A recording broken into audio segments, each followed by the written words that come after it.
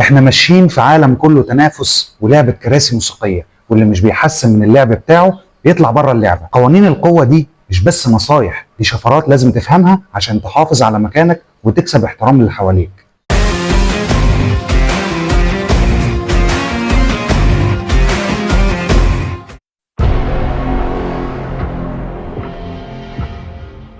اهلا بيك معايا في العبها صح من 48 قانون القوة. القوانين دي بتعلمنا حاجات مش مجرد حركات وخدع، دي استراتيجيات عميقة بتخلي شخصيتك أقوى وأسلوبك أذكى. هنا مش بس بتلعب بالقوة، دي لعبة عقول. مين يعرف يمسك زمام الأمور، مين يختار صراعاته بحكمة، ومين يفضل دايما في الصورة من غير ما يغلط. تعال معايا سريعا كده نشوف الحكمة ورا القوانين دي. أول حاجة بيقولك خليك دايما مش واضح للكل، خليك صاحب كاريزما بس مش غموض يحير الناس. تاني حاجة اعرف امتى تبعد وتلعبها بعقل وما تتدخلش في معارك مالكش فيها. 3 ما تتورطش في علاقات بتأيدك، خليك حر وقوي ومطلوب من الكل. 4 استخدم الكلمة الصح في الوقت الصح، والكلام الساكت اوقات بيكون اقوى من كل الكلام. 5 وانت بتكسب نفوذك خليك دايما حذر من الغدر والناس اللي ممكن تتقلب عليك فجأة. القانون ال11 بيقول لك اتعلم تخلي الناس محتاجه لك دايما. في عالم القوه واللعب الكبير اكتر ناس بيقعوا هم اللي بيتخيلوا ان ولاء الناس ليهم نابع من الحب او الاحترام، لكن الحقيقه في كتير من الناس بتبقى مخلصه اكتر لما بيكونوا محتاجينك. لو قدرت تخلي الناس معتمدين عليك سواء بمعلومه او مهاره او علاقات او حتى حل المشكله هم مش عارفين يحلوها غير عن طريقك، فانت كده بتضمن مكانك وبتأمن نفسك ضد التقلبات. بمجرد ما تبقى زيادة عليهم أو يقدروا يستغنوا عنك سهل جدا يتم الاستغناء عنك، ومش بعيد كمان يستهدفوك لو شافوك احتمال تكون خطر عليهم. يعني في الشغل مثلا تخيل موظف في الشركة هو الوحيد اللي فاهم السيستم اللي بيشتغل عليه الإنتاج أو اللي عنده علاقة قوية بالعميل الرئيسي بتاع الشركة، ده مهما كانت فيه مشكلة تانية صعب الشركة تستغنى عنه بسهولة، لأنه عامل اعتماد الشركة، يعني الشركة معتمد عليه اعتماد أساسي. في دايما حد في العيلة هو اللي بيحل المشاكل او اللي بيعرف يتواصل مع باقي الناس في وقت الازمات. لو سحب نفسه الامور ممكن تنهار، فبالتالي وجوده دايما يعني مرغوب فيه، وجوده مهم. لما تبقى انت دايما اللي عندك الحل او اللي بتسهل للناس توصل لحاجة صعبة، الناس هتفتكرك في كل مرة يكون عندهم مشكلة، وده بيخلي ليك قيمة ثابتة. درسين مهمين من القانون ده. اول حاجة اعرف ايه الحاجة اللي الناس محتاجينها ومحدش بيقدر يوفرها زيك وركز فيها. خلي نفسك دايما القطعة اللي ناقصة في البازل، وجودك بيكمل الصورة وغيابك بيخلي فيه فجوة. تاني حاجة ما تديش كل اللي عندك مرة واحدة، خليك دايما مصدر مستمر للقيمة، مش ضربة واحدة وتنتهي. خليك زي النهر كده مش زي المطر. وده يدخلنا للقانون اللي بعد كده. قانون رقم 12 استخدم الصدق والسخاء المختار عشان تطمئن خصمك وتكسبه. المعنى هنا ايه؟ كتير من الناس بطبعها بتشك، وخصوصا في اللي باين عليه انه بيلعبها بذكاء او عنده اجنده، لكن لما تطلع كده بتصرف صادق او كريم في وقت محسوب ممكن فجأة تكسر الحواجز كلها وتكسب ثقة خصمك او اللي قدامك. الصدق والسخاء هنا مش عشوائيين، دول ادوات بتستعملهم في اللحظة الصح، مش دايما يعني مش باستمرار بتستخدمهم، بس عشان توصل لحاجة اكبر. فبيقول لك ان الهدف مش انك تكون ملاك، الهدف انك تعرف امتى تبان ملاك عشان توصل للي انت عايزه. ناخد امثلة من الواقع. يعني في الشغل مثلا تخيل مديرك دايما صارم وبيشد على الموظفين، وفجأة يوم كده يجي يوم كده فجأة يدي مكافأة كبيرة او يمدح موظف قدام الكل. فالنتيجة هنا ان انت هتلاقي ان الموظفين بيقللوا حذرهم منه وبيفتكروا انه ايه ده شخص طيب، فبيقللوا من يعني اي تصرف هو بيتصرفه بيقبلوه منه بعد كده. في العيلة لو في خناقة بين 2 في العيلة وشخص فيهم فجأة قرر يعزم التاني على العشاء او يجيب له هدية، ده مش معناه دايما ان يعني بيكون بدافع طيب، ده ممكن يكون بهدف ابعاد الشك او تمهيد لمصلحة جاية. لو في صاحب شكاك ومتوتر من تصرفاتك وانت فجأة قلت له معلومة شخصية او حكيت له سر، هيفتكر انك صادق وما فيش وراك حاجة، وده بيخلي ليك اليد العليا في العلاقة. الشاهد هنا من القانون ان هو بيقولك مش كل صدق طالع من نية صافية، اوقات بيكون خطة ذكية.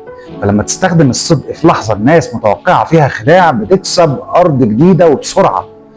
الحاجه الثانيه، السخاء مش ضعف، ده سلاح. لما تدي بذكاء تفتح ابواب ما كانتش هتتفتح بالقوه. القانون ال 13 بيقول لك لما تطلب مساعده خليك دايما بتخاطب مصلحه الناس مش مشاعرهم. يعني بالبلدي كده سيب وانا اسيب، حاجه قصاد حاجه. المعنى هنا اغلب الناس بتتحرك بالمصلحه مش بالشفقه. لو جيت تطلب خدمه وقلت مثلا ساعدني عشان انا في ضيقه، او اعمل كذا مثلا عشان خاطري، فاحتمال كبير يطنشوك او يساعدوك مره وخلاص. لكن لو خدت المطلوب ده ووريت الشخص اللي انت بتتعامل معاه ازاي هو هيستفيد هو كمان، ففجأة كده هتلاقيه متحمس وممكن يعمل اكتر من اللي انت طلبته. يعني السر هنا انك تربط طلبك بمصلحته مش باحساسه ناحيتك. يعني في الشغل مثلا بدل ما تقول لمديرك ممكن تخليني اروح بدري النهارده عشان عندي ظروف، لا، ممكن تقولها له بطريقه ثانيه. ممكن تقول له بس سيبني اروح بدري النهارده اريح جسمي شويه واصحى كده واكون خدت فرصه اراجع المشروع كويس مع نفسي برواقه عشان اسلمه لك الصبح الشغل مظبوط.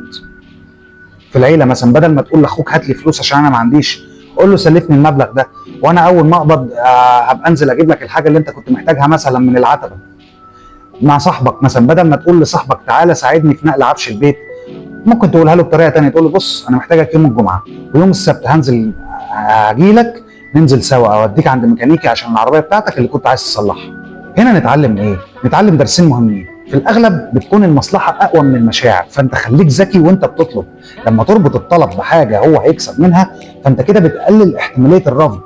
دي قصاد دي، سيب وانا اسيب. الحاجه الثانيه، اللي بيساعد وهو حاسس انه كسبان عمره ما هيحس انه اتضحك عليه. كده كسبت حاجتين في نفس الوقت، مساعدته واحترامه.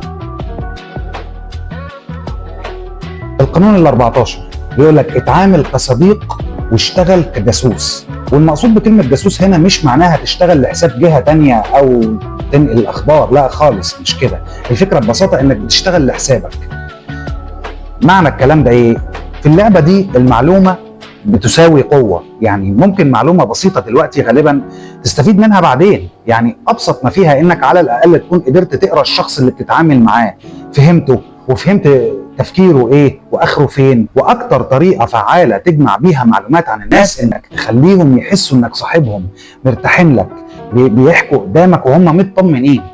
وهنا مش معناه انك تبقى خبيث او خاين، لا انا ما بقولكش كده، لكن لازم تبقى واعي. الناس مش هتديك كل اللي في دماغها بسهوله، بس لو لعبتها صح وخليتهم يتكلموا من نفسهم ساعتها هتعرف اكتر منهم عن نفسهم. تعال معايا مثلا ندي امثله من الواقع. في الشغل زميلك في المكتب بيتكلم كتير، خليه يحس انك مهتم بكلامه، ومن وسط الكلام هتلاقيه بيقول لك خططه وافكاره وحتى لو ناوي يقدم استقالته. في العيله حد من العيله دايما بيدعي المثاليه، اساله عن رايه في فلان ورايه في علان وخليه يفتح قلبه، هتعرف بالظبط مين بيحب مين ومين بيكره مين. في الصحاب صاحبك الجديد داخل دايما بالشياكه وتقل، حاول تبان انك عادي وبريء، ومع الوقت هو يبدا يحكي لك عن اسراره وانت تعرف شخصيته الحقيقيه، فانت كده كده هتستفيد من الحكايه دي. نيجي الاول درس، اللي يعرف اكتر يتحكم اكتر. لما تكون عندك المعلومه حتى لو بسيطه فانت تقدر تستخدمها لصالحك في الوقت الصح. الحاجه الثانيه، مش لازم تسال، خليك ذكي وخليهم هم اللي يقولوا بنفسهم. افضل جواسيس القوه هم اللي بيبانوا اصحاب طيبين.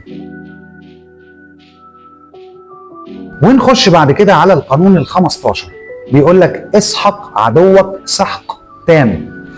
يعني ايه معنى الكلام ده؟ في لعبه القوه لو سبت لعدوك نفس صغير يرجع منه هيقوم لك تاني وهيستغل اول فرصه عشان يردها لك اضعاف. مفيش نص خصومه، يا تكسب يا تتهزم. لو فتحت باب الرحمه مع شخص غلط وفي توقيت غلط ممكن الرحمه دي تبقى نهايتك.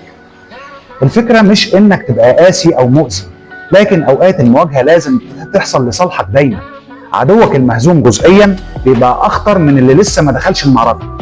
يعني في الشغل لو كنت في خلاف كبير مع زميل بيتآمر عليك، لو اتصالحته نص نص هيستناك تغلط تاني، لكن لو بينت له قد ايه تأثيره انتهى وانك كسبت الجولة دي بالكامل مش هيفكر يقرب منك تاني خلاص. لو في حد بيحاول دايما يسيطر على التجمعات او يوجهك باسلوب فوقي او في تعالي وسكت له مرة واتنين هيفتكر انك ضعيف. لازم توصل له رسالة انك مش سهل وباسلوب حاسم. مع صحابك لو صاحبك بيغير وبيسخن الناس عليك، لو انت تجاهلته مش هيبقى يعني مش هيسكت، هيكمل. لكن لو واجهته وفضحته قدام الناس باسلوب ذكي هيفقد سطوته عليك. اللي بيكسر عدوه نصين بيقابل نص هزيمته بعدين. خلي الخساره ضربه قاضيه عشان ما يرجعش في الجوله الجايه. الحاجه الثانيه، القسوه في التوقيت الصح اذكى من التسامح في التوقيت الغلط. في عالم القوه لازم تعرف امتى تحسم مش امتى تسامح. القانون ال16 بيقول لك اختفي شويه عشان قيمتك تعلى. القرب الزياده بيقلل القيمه. كتير من الناس بطبعها لما بتتعود على وجودك بتبدا تتعامل معاك على انك شيء عادي مهما كنت مميز. لكن لو عرفت امتى تختفي وتخلي الناس تحس بغيابك، ساعتها هيبداوا يفتقدوك ويقدروا وجودك اكتر. ده مش بس مع الناس، ده كمان في السوق، في الشغل، في العلاقات. كل ما الحاجه تبقى نادره قيمتها بتبقى اعلى. هندي امثله من الواقع. في الشغل لو دايما متاح لزمايلك او مديرك يشوفوك عادي، لكن لو ظهرت في الوقت الصح وكنت دايما بتقدم قيمه وساعات تختفي، هيبداوا يلاحظوا الفرق ويطلبوك اكتر. لو انت متواجد في العيله مثلا 24 ساعه في كل حاجه، هتتحول لعلبه مناديل، سوري يعني.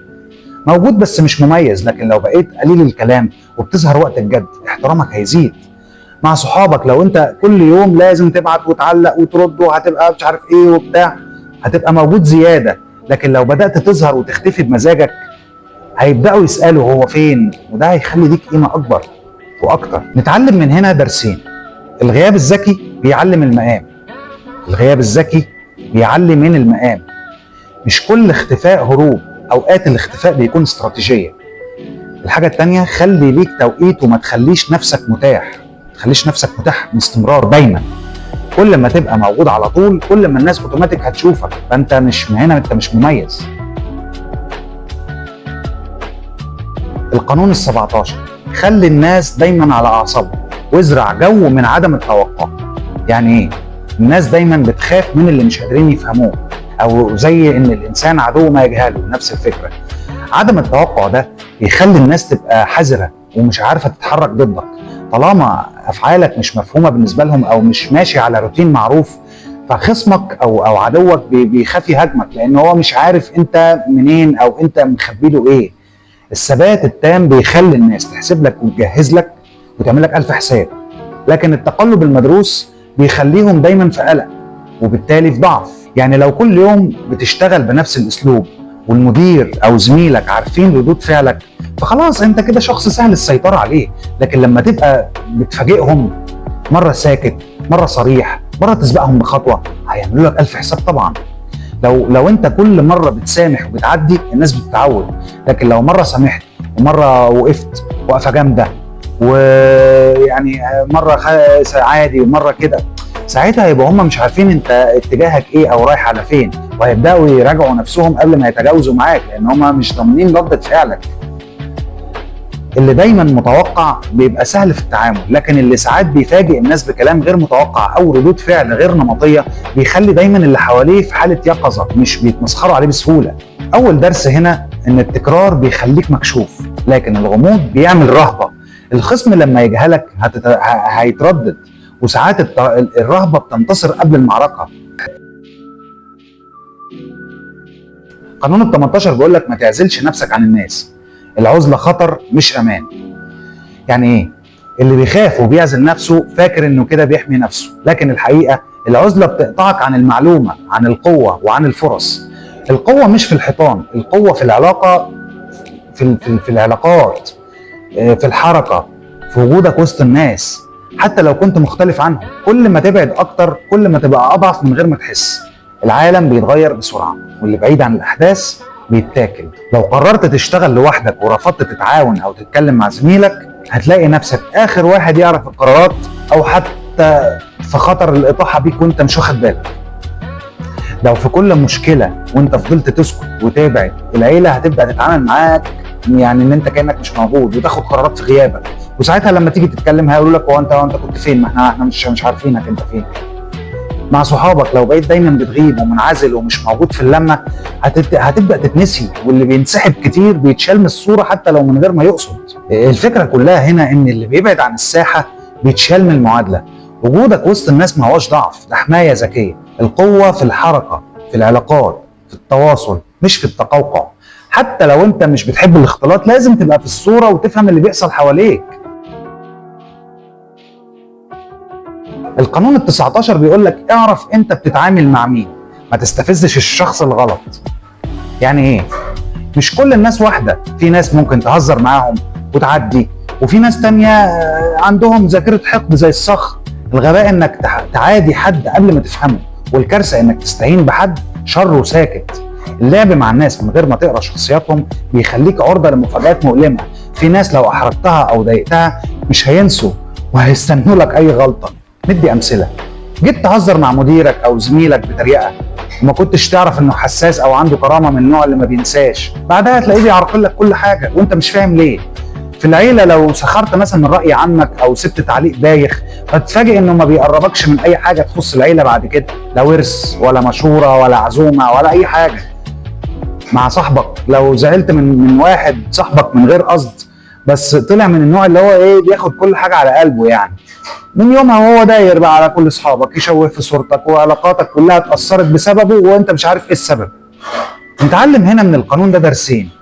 اول درس فيهم افهم اللي قدامك قبل ما تتعامل معاه. مش كل الناس بتبلع الاهانة. الناس انواع، في اللي بينسى وفي اللي بيسجل ويصبر ويضرب في وقت الجد. الحاجة التانية ان الذكي هو اللي بيعرف مين يتحاشاه ومين يقربه ومين يهزر معاه. القوة مش دايما في المواجهة، اوقات بتكون في التقدير الصح لنفسيات الناس. وندخل بعد كده للقانون الاخير من الحلقة اللي هو القانون رقم 20. ما ترتبطش بحد، خليك دايما فوق المعركة. اللي بيربط نفسه بطرف بيخسر الطرف التاني وبيبقى ملزم يدافع عنه حتى لو غلط، لكن اللي بيقف على مسافة بيكسب احترام الكل وساعات بيبقى عنده حرية الاختيار. ندي معانا امثلة من الواقع. مديرين بيتخانقوا وانت قررت تنحاز لواحد فيهم. طب فرضا اللي انحازت له ده فجأة اتنقل او مشي، ما انت كده بقيت مكروه من الطرف الثاني وبالتالي فقدت فرص كتير. في العيلة خناقة بين 2 من قرايبك وانت اتدخلت عن طرف، يعني دخلت تدافع عن طرف على حساب الثاني. الخناقة خلصت وهم اتصالحوا وانت لسه في النص متحاصر ان الاتنين اتقمصوا منك. مع صحابك 2 صحابك اتخانقوا وانت خدت صف واحد فيهم، لو بعد شوية اتصالحوا بقيت انت اللي غلطان في نظرهم. نتعلم من هنا ان اللي بيدخل اي معركة مش بتاعته بيخسر دايما، حتى لو نيته كانت خير. ما تخليش حماسك او عاطفتك تجرك لولاء اعمى. الحاجة التانية، الاستقلال مش ضعف، ده ذكاء بيخليك مطلوب من الكل. خليك دايما الورقة اللي الكل عايزها مش الكارت اللي اتلعب خلاص. دي كانت جولة في قوانين القوة اللي هتخليك تلعب لعبة من غير ما تبقى ورقة مكشوفة، وتعرف تختار مين جنب مين وتفضل دايما جوه اللعبة مش براها. انت ماشي صح، بتتعلم، تخطط وتحسب حساب كل خطوة، ولسه الطريق طويل ولسه في قوانين جاية كتير. القوانين دي هتديك دروس بس مش في القوة لكن في الحياة عموما. ومادام وصلت معايا لحد هنا فانت كده وصلت. استناني الحلقة الجاية، وما تنساش تخلي بالك وتلعبها صح. اشوفك على خير، سلام.